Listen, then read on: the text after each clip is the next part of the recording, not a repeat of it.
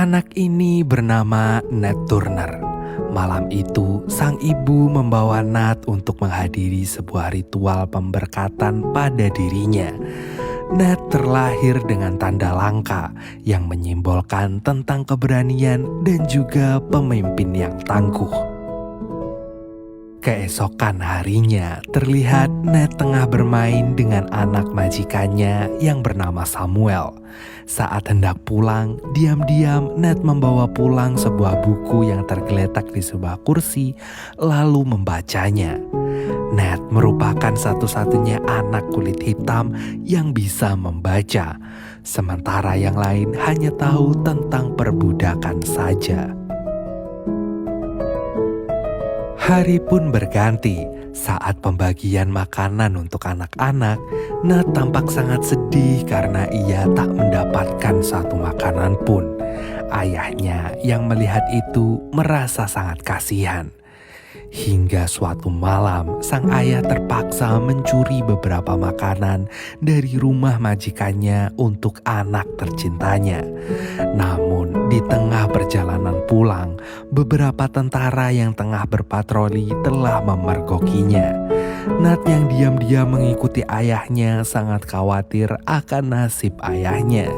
Rasa takut dan panik yang dirasakan ayahnya membuat sang ayah tak sengaja membunuh salah satu tentara tersebut.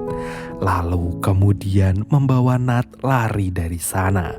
Untuk menyelamatkan nyawanya, sang ayah terpaksa pergi meninggalkan Nat dan juga keluarganya. Saat tentara datang, tak satu pun dari mereka yang memberitahu keberadaan sang ayah. Suatu hari, sang majikan yang mengetahui kemampuan Nat meminta izin pada ibunya untuk terus mengajari Nat. Di sana, sang majikan memberikan beberapa buku Alkitab untuk dipelajari oleh Nat, hingga Nat bisa membacakan beberapa ayat di sebuah gereja khusus untuk orang kulit putih. Awalnya, sang majikan ingin mengangkat Nat menjadi anaknya sendiri. Namun, sebelum suaminya meninggal, si suami berpesan bahwa Nat harus tetap menjadi budak yang membantu mengurusi ladang kapas mereka.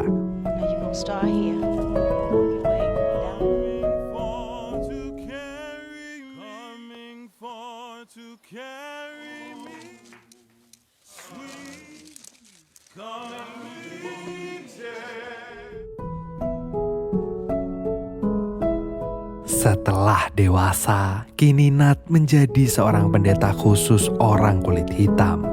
Setiap minggu mereka semua berdoa di sebuah kandang kuda yang dijadikan tempat sembahyang mereka, yaitu gereja.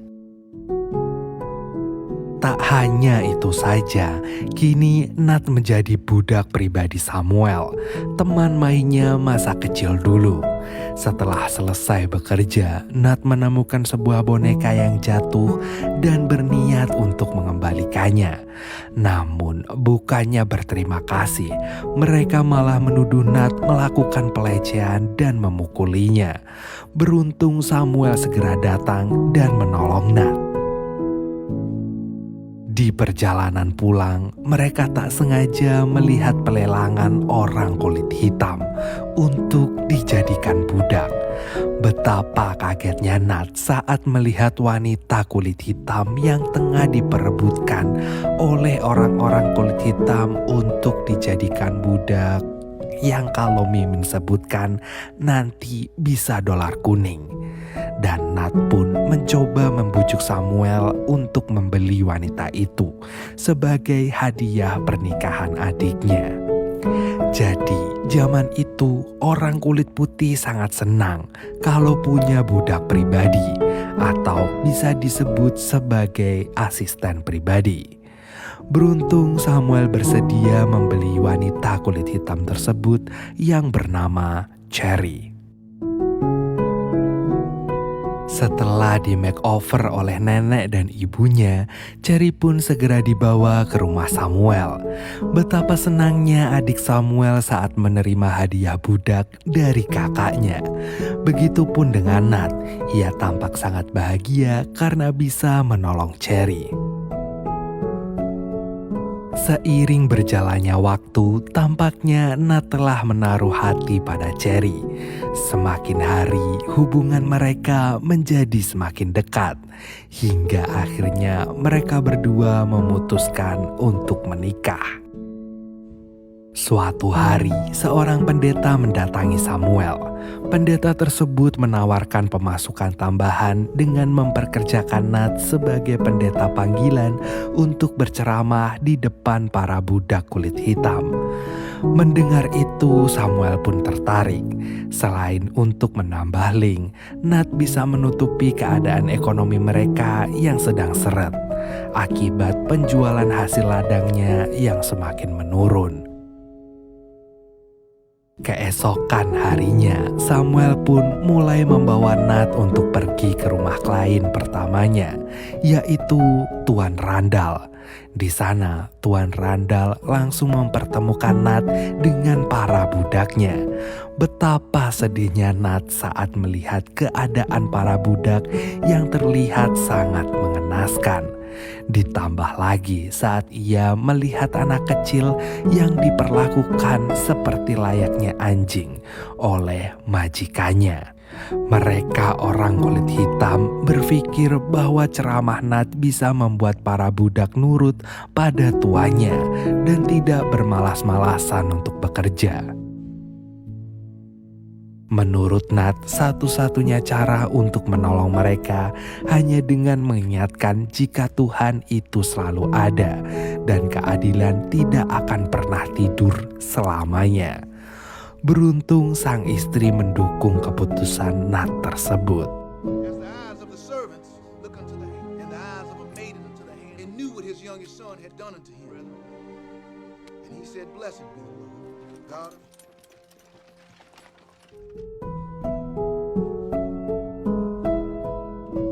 Hingga suatu hari, ia diundang ke salah satu orang penting di kotanya. Lagi-lagi, Nat harus melihat keluarganya yang disiksa oleh majikannya. Sambil menangis, Nat pun mencoba memberikan semangat kepada mereka dengan mengatakan, pada akhirnya orang yang menindas sekalipun itu bangsawan tidak akan pernah lepas dari hukuman Tuhan. Mendengar itu, para budak langsung bersorak dan mengatakan, "Amin." Beruntung majikan mereka tidak sadar akan kata-kata Nat. Sementara itu, sekelompok tentara memergoki Cherry, istri Nat yang tengah mengambil air di wilayahnya tanpa izin. Meskipun Cherry sudah menjelaskan alasannya, para tentara tersebut tidak mau tahu dan malah menganiaya Cherry dengan brutal.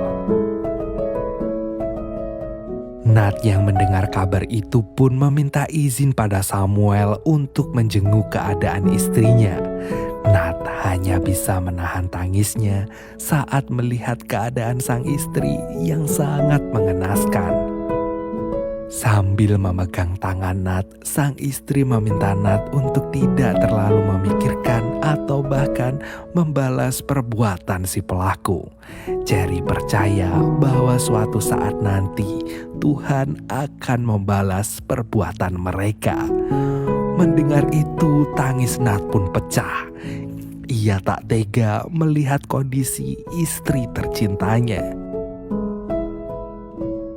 Malam harinya, Samuel mengadakan pertemuan penting dengan para petinggi yang ada di kotanya. Di sana, salah satu tamu Samuel telah melecehkan pelayan wanita yang ternyata istri dari temannya Nat. Tak berhenti sampai di situ, rupanya tamu tersebut meminta Samuel menyerahkan pelayan itu untuk menemaninya tidur. Mimin yakin kalau kalian paham dengan arti tidur yang sebenarnya.